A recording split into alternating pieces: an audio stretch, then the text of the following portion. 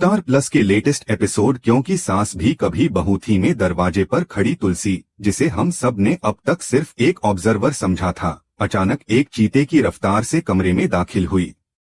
पलक झपकते ही उसने अंगद का हाथ पकड़ लिया और वह दृश्य ऐसा था कि सेट पर मौजूद सभी लोग हैरान रह गए। लाइटमैन ने मुझे बताया कि उस वक्त तुलसी की आंखों में जो आग थी, उसे देखकर असली बाउंसर भी पीछे हट गए थे। यह वह तुलसी नहीं थी जो पूजा की थाली सजाती है, यह वह तुलसी थी जिसने अन्याय का विनाश किया था। उसने अंगद का हाथ सिर्फ नीचे नहीं किया, बल्कि उसे मरोड़ दिया। अंगद, जो गुस्से में अंधा हो चुका था, दर्द से कराहते हुए उठ खड़ा हुआ। बोर्ड रूम में बैठे इन्वेस्टर्स और शेयर होल्डर्स अपनी कुर्सियों से खड़े हो गए और फिर तुलसी ने जो कहा, वह डायलॉग आने वाले कई सालों तक मीम्स और रील्स में गूंजने वाला था। उसने बिना चिल्लाए बहुत ही भारी आवाज में कहा, यह हाथ वीरानी खानदान की तिजोरी खोलने के लिए बना था, अपने बाप समान ससुर पर उठने के लिए नहीं। आज तुमने सिर्फ एक रिश्ता नहीं तोड़ा अंगद, तुमने अपनी किस्मत की लकीरें भी अपने हाथों से मिटा दी हैं। लेकिन असली ड्रामा यहीं खत्म नहीं हुआ। मेहर वीरानी, जो अब तक शांत थे, उनकी प्रतिक्रिया ने सबको चौंका दिया। हम उम्मीद कर रहे थे कि मेहर गुस्से में आएंगे या टूट जाएंगे, लेकिन उन्होंने हंसी दी। जी हाँ, एक बहुत ही डरावनी सूखी हंसी। उन्होंने अपनी जैकेट की जेब से एक लिफाफा निकाला और उसे टेबल पर फेंक दिया। यह वो ट्विस्ट था जो किसी भी स्पॉइलर में नहीं आया था। मेहर को पहले से पता था कि अंगद ऐसा कुछ करेगा। उस लिफाफे में अंगद के सिंघानिया ग्रुप के साथ किए गए सीक्रेट एग्रीमेंट के सबूत थे। मेहर ने अंगद की आंखों में देखते हुए कहा कि वह जानते थे कि अंगद कंपनी को बेचने की साजिश रच रहा था और यह मीटिंग, यह उकसावा, सब मेहर का मास्टर स्ट्रोक था। यह वही मोड़ था जहां अंगद का असली चेहरा सामने आया। वह शिकारी से शिकार बन चुका था। लेकिन फिर शो के राइटर्स ने एक और इमोशनल कार्ड खेला। अंगद अपनी बेइज्जती बर्दाश्त नहीं कर पाया। उसने वहां मौजूद कांच का गिलास जमीन पर दे मारा और चिल्लाया कि यह सब झूठ है और उसे फंसाया जा रहा है। उसने तुलसी को भी नहीं बख्शा। उसने तुलसी पर इल्जाम लगाया कि वह हमेशा से करण, तुलसी के सगे बेटे, को आगे बढ़ाना चाहती थी, इसलिए उसने अंगद को विलियान बना दिया। यह आरोप तुलसी के दिल पर लगा, क्योंकि हम जानते हैं कि तुलसी ने हमेशा परिवार को एक रखा है। सेट पर यह सीन इतना इंटेंस था कि डायरेक्टर को 2 बार कट बोलना पड़ा क्योंकि एक्टर्स खुद इमोशनल हो गए थे। तभी, जैसा मैंने पहले बताया था, पुलिस सायरन की आवाज गूंजती है। लेकिन यह पुलिस मेहर ने नहीं बुलाई थी, यह पुलिस सिंघानिया ग्रुप ने भेजी थी। हाँ, वही सिंघानिया ग्रुप जिससे अंगद हाथ मिलाना चाहता था। उन्होंने ही अंगद के खिलाफ फ्रॉड का केस दर्ज करवा दिया ताकि सारा इल्जाम अंगद पर आए और वह वीरानी इंडस्ट्रीज को सस्ते में खरीद सकें। अंगद, जो अभी अभी घर का शेर बना फिर रहा था, अब पुलिस की हथकड़ियों में जकड़ा हुआ था। बोर्ड रूम का वह दृश्य वाकई रोंगटे खड़े करने वाला था। एक तरफ पुलिस अंगद को घसीटते हुए ले जा रही थी और अंगद चिल्ला रहा था, कृष्णा कृष्णा मुझे बचाओ। वहीं दूसरी तरफ मेहर और तुलसी पत्थर की मूर्तियों की तरह खड़े थे। मेहर की आंखों में जीत की चमक नहीं, बल्कि बेटे को खोने का गम था। अब सीन शिफ्ट होता है वीरानी टावर यानी घर की तरफ, क्योंकि बोर्ड रूम का पूरा तमाशा लाइव टेलीकास्ट हो रहा था। मेहर के आदेश पर घर पर बैठी कृष्णा ने सब कुछ टीवी पर देख लिया। सोचिए उस पत्नी की हालत क्या होगी जिसने अभी अभी अपने पति को अपने ही परदादा पर हाथ उठाते देखा और फिर पुलिस को उसे ले जाते हुए देखा। कृष्णा का किरदार निभाने वाली एक्ट्रेस का परफॉर्मेंस ऑस्कर विनिंग लेवल का बताया जा रहा था। उसने टीवी रिमोट स्क्रीन पर दे मारा। वह यह मानने को तैयार नहीं थी कि अंगद गलत है और उसे लगता था कि यह सब मेहर और तुलसी की साजिश है। यहीं से शो में गृह युद्ध यानी सिविल वॉर की शुरुआत होती है। कृष्णा ने कसम खाई थी कि वह अंगद को जेल से बाहर लाएगी और वीरानी एम्पायर को बर्बाद कर देगी। उसने अपनी ही परदादी तुलसी को खुली चुनौती दे दी थी। लेकिन रुकिए, आज के शूट का सबसे बड़ा झटका अभी बाकी था। जब पुलिस अंगद को ले गई और बोर्ड रूम खाली हो गया, तब मेहर अपनी कुर्सी पर वापस बैठ गए। तुलसी उनके पास गई और उनके कंधे पर हाथ रखा। मेहर ने तुलसी की तरफ देखा और कहा, तुलसी, मैं जीत गया, लेकिन मैं हार गया। और जैसे ही उन्होंने यह कहा, मेहर अपनी छाती पकड़कर कुर्सी से नीचे गिर पड़े। सेठ पर हड़कंप मच गया। क्या मेहर वीरानी को हार्ट अटैक आया है या यह उनकी मौत का सीन है? फिल्म सिटी में बहुत ही गुप्त तरीके से एम्बुलेंस का सीन शूट किया गया। मेहर को स्ट्रेचर पर ले जाते हुए दिखाया गया और तुलसी उनके साथ भाग रही थी। उसका पल्लू गिर गया था, बाल बिखर गए थे। यह बिल्कुल वैसी ही स्थिति थी जैसी 20 साल पहले मेहर की पहली मौत के वक्त थी।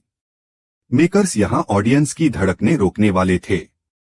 क्या 2025 में मेहर वीरानी का सफर खत्म होने वाला था? क्या अंगद का वह अधूरा थप्पड़ मेहर की जान ले लेगा? मेरे सोर्सेस कहते हैं कि मेहर कोमा में जा सकते हैं, जिससे पूरा पावर वैक्यूम क्रिएट होगा। अब वीरानी इंडस्ट्रीज की कुर्सी खाली है। एक तरफ जेल में बंद प्रतिशोधी अंगद है, दूसरी तरफ घायल शेरनी कृष्णा है और बीच में अकेली खड़ी है तुलसी, जिसे अब एक साथ अपने पति की जान और अपनी कंपनी दोनों बचानी है। जब शूट खत्म हुआ तो सेट पर कोई भी आपस में बात नहीं कर रहा था। माहौल इतना गमगीन था। यह एपिसोड जब टीवी पर आएगा तो यकीनन हर घर में मातम जैसा माहौल होगा। के लिए मेरा विश्लेषण यह है कि आने वाले हफ्तों में हम कोर्ट रूम ड्रामा और हॉस्पिटल ड्रामा का मिक्सचर देखेंगे। लेकिन एक अंदर की खबर और है। शो में एक मिस्टीरियस लॉयर की एंट्री होने वाली है जो अंगद का केस लड़ेगा। यह वकील कोई और नहीं बल्कि मेहर का पुराना दुश्मन रमन भल्ला या फिर मंदिरा का कोई रिश्तेदार हो सकता है। फिलहाल वीरानी परिवार वेंटिलेटर पर है, रिश्तों का वेंटिलेटर। आपको पल पल की अपडेट देती रहूंगी। अभी मुझे यह पता करना है कि हॉस्पिटल के सीन में डॉक्टर ने मेहर को मृत घोषित किया है या अभी सांसें बाकी हैं। क्योंकि अगर मेहर चले गए तो तुलसी का रौद्र रूप इस दुनिया को जला देगा।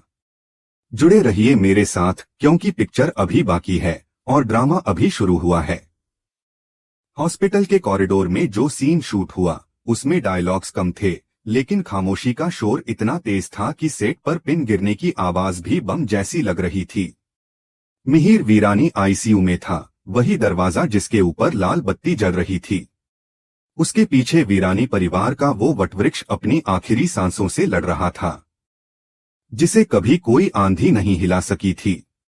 लेकिन बाहर का नजारा अंदर की स्थिति से ज्यादा भयानक था। जैसे ही एम्बुलेंस का सीन खत्म हुआ, पूरा वीरानी परिवार हॉस्पिटल की लॉबी में इकट्ठा हो गया। तुलसी, हमारी तुलसी, आईसीयू के कांच के दरवाजे पर हाथ रखे खड़ी थी। मेकर्स ने यहां बेहतरीन सिंबलिज्म दिखाया था। तुलसी के हाथ में वही मंगलसूत्र था जो मिहिर के स्ट्रेचर पर ले जाते वक्त उनके हाथ में आ गया था। वह रो नहीं रही थी, बल्कि महामृत्युंजय मंत्र का जाप कर रही थी।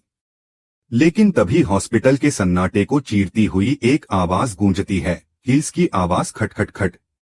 यह आवाज किसी डॉक्टर की नहीं बल्कि विनाश की थी। कॉरिडोर के दूसरे छोर से कृष्णा आ रही थी। एक तरफ तुलसी के सामने अपने पति मिहिर की जान बचाने का सवाल था और दूसरी तरफ उसके उसूलों का पालन करना। यह वह निर्णायक पल था जब उसने खुद को एक धर्म संकट में पाया। अगर वह झूठ बोलती है और अंगद को बचाती है तो उसका सत्य हार जाएगा, वही सत्य जिसके लिए उसने हमेशा जीने का प्रयत्न किया था। लेकिन अगर वह सत्य पर अड़ी रहती तो मिहिर की जान चली जाती। तुलसी की आंखों से एक आंसू टपकता है जो उसके दिल की गहरी पीड़ा को बयां करता है। वह कृष्णा के पैरों में गिरने वाली होती है और इस दृश्य ने सेट पर सभी को हिलाकर रख दिया। तुलसी, जो कभी किसी के सामने सिर नहीं झुकी, आज अपने पति की जान के लिए अपने आत्मसम्मान को चुनौती देती है। मेकअप आर्टिस्ट भी इस दृश्य से इतने इमोशनल हो गए थे कि उन्हें आंसू रोक पाना मुश्किल हो गया था। लेकिन जैसे ही तुलसी झुकने लगी, आईसीयू से अचानक बीप की आवाज तेज हो गई। यह आवाज इतनी तीव्र थी कि सभी लोग चौंक गए। क्या मिहिर ने सुन लिया था? क्या उनके शरीर ने हार मान ली थी? क्योंकि शायद उनकी आत्मा यह अपमान बर्दाश्त नहीं कर सकी। डॉक्टर बाहर आए और उनकी स्थिति को गंभीर बताते हुए कहा, हम उन्हें खो रहे हैं। कृष्णा घबराई हुई थी। उसे उम्मीद नहीं थी कि मामला इतना बिगड़ जाएगा। तब विक्रांत सिंघानिया ने उसके कान में फुसफुसाया, मजबूत रहो, यही मौका है। लेकिन तुलसी ने अचानक अपना सिर उठाया और आंसू पोंछे। उसके चेहरे पर वह पुराना आत्मविश्वास लौट आया। उसने कृष्णा के हाथ से लीगल पेपर्स छीने और उन्हें फाड़ डाला। सब हैरान थे। तुलसी ने कहा, मिहिर वीरानी ने मुझे सिखाया है कि अधर्म की बुनियाद पर मिली जिंदगी मौत से बदतर है। अगर मेरे मिहिर को जाना होगा तो वह शान से जाएंगे, लेकिन मैं एक अपराधी को बचाने के लिए उनकी शहादत को कलंकित नहीं करूंगी। फिर तुलसी डॉक्टर की तरफ मुड़ी और कहा, आप अपना काम कीजिए डॉक्टर, पैसे और परमिशन की चिंता मत कीजिए। मैं शांति निकेतन गिरवी रख दूंगी, लेकिन किसी के सामने भीख नहीं मांगूंगी। यह दृश्यमान रूप से इतना शक्तिशाली था कि सेट पर मौजूद लोग भी चुप थे। लेकिन कहानी यहाँ खत्म नहीं हुई। अंतिम हिस्से में एक ऐसी चेहरा दिखाई दिया जिसे देखकर सभी हैरान रह गए। जब यह ड्रामा हो रहा था, हॉस्पिटल के एक पिलर के पीछे एक बूढ़ा आदमी खड़ा था, जिसके हाथ में एक डायरी थी। कैमरा उस पर जूम करता है और वह आदमी कोई और नहीं बल्कि मिहिर का पुराना वफादार मुनीम मनसुख था, जो सालों पहले गायब हो गया था। मनसुख के पास एक डायरी थी जिसमें एक ऐसा राज छिपा था जो कृष्णा की पावर ऑफ अटर्नी को बेकार साबित कर सकता था। लेकिन वह सामने क्यों नहीं आ रहा था? वह किससे डर रहा था? इस एपिसोड का अंत एक सस्पेंस से भरे हुए नोट पर होता है। एक और सीन जिसमें मिहिर की उंगली हिलती है और डॉक्टरों के लिए यह एक चमत्कार से कम नहीं था। लेकिन एकलव्य ने इस पूरी स्थिति को अपने हिसाब से मोड़ा। उसने एक प्लान तैयार किया था। जब तुलसी को जेल भेज दिया गया था तो एकलव्य को यह मौका मिला था। उसकी एक छोटी सी सिरिंज में हवा भरी थी, जिसे मेडिकल टर्म में एयर एम्बोलिज्म कहते हैं, जिससे नसों में हवा का बुलबुला चला जाता है और दिल पर साइलेंट हार्ट अटैक आता है। एकलव्य ने इस योजना को बड़ी चालाकी से लागू किया। तुलसी ने जेल में एक प्राचीन हठ योग क्रिया शुरू की थी, जिससे उसका शरीर पूरी तरह से शांत हो गया और उसे मृत्यु का एहसास हुआ। एकलव्य ने उसे चुपके से अस्पताल भेजने का मौका मिला। अस्पताल के वीआईपी विंग में सुरक्षा की कड़ी व्यवस्था थी, लेकिन उसने पुलिस और सुरक्षा को चकमा देने के लिए हॉस्पिटल स्टाफ की वर्दी पहनी। वह सीढ़ियों से मेहर के आईसीयू रूम तक पहुंचा, जहां उसने एक स्मोक बम छोड़ दिया, जिससे फायर अलार्म बज उठा और पुलिस को मरीजों के चेकअप के लिए भेज दिया। इस दौरान एकलव्य ने आराम से रूम में घुसकर अपना काम किया। जब तक डॉक्टरों ने देखा कि मिहिर का दिल फिर से धड़कने लगा है और वह शायद लॉकन सिंड्रोम में चले गए थे, तब तक यह स्पष्ट हो गया कि एकलव्य के इरादे और भी खतरनाक थे। उसने मेहर को पूरी तरह से जिंदा लाश बना दिया था और अब उसे इस हालत में देखना एक तरह से मिहिर के लिए शारीरिक और मानसिक यातना थी। यहाँ पर मेकर्स ने सस्पेंस और ड्रामा को नए स्तर तक पहुंचाया। एकलव्य ने एक नई साजिश रची थी। वह अब कृष्णा को ब्लैकमेल कर रहा था और उसकी मदद से वीरानी खानदान का बंटाधार करने का मन बना चुका था। वहीं तुलसी ने जेल में रहते हुए एक अनजानी चिट्ठी पाई, जिसमें लिखा था, तुम्हारा अतीत लौट आया है। मां स्वागत नहीं करोगी। यह चिट्ठी और उसके साथ टूटी हुई चूड़ी तुलसी को एक नए संकट का एहसास कराती है। वह पहचान जाती है कि यह खतरा अंश का हो सकता है।